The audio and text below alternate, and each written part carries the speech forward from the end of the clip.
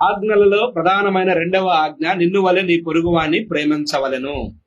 ఈరోజు దేవుని బిడ్డలేనండి, దేవుని మందిరానికి వెళ్తారు, ప్రభు బల్లలో పాల్గొంటారు, కానీ పొరుగువాణ్ణి ప్రేమించే లక్షణం ఉండదు. అందుకని అపోస్తులైన పౌలు గారు కొరింథీ సంఘానికి ఒక బలమైన మాట రాస్తా ఉంటాడు. కొరింథీలకు రాసినటువంటి మొదటి పత్రిక 13వ అధ్యాయంలో, నీవు ఎంత భక్తిపరుడవైనా ప్రేమ లేకపోతే నీవు వ్యర్థుడవే అని రాస్తా ఉంటాడు.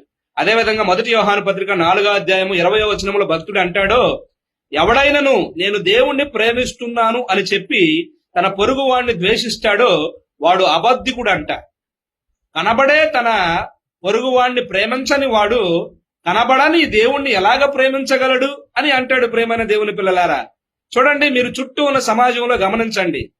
దేవుణ్ణి ప్రేమిస్తున్నానని చెప్పి పొరుగువాణ్ణి ఎవడైతే ద్వేషిస్తాడో వాడు అబద్ధికుడు. పొరుగువాణ్ణి ప్రేమించువాడు నిజముగా దేవుణ్ణి కూడా ప్రేమించువాడే.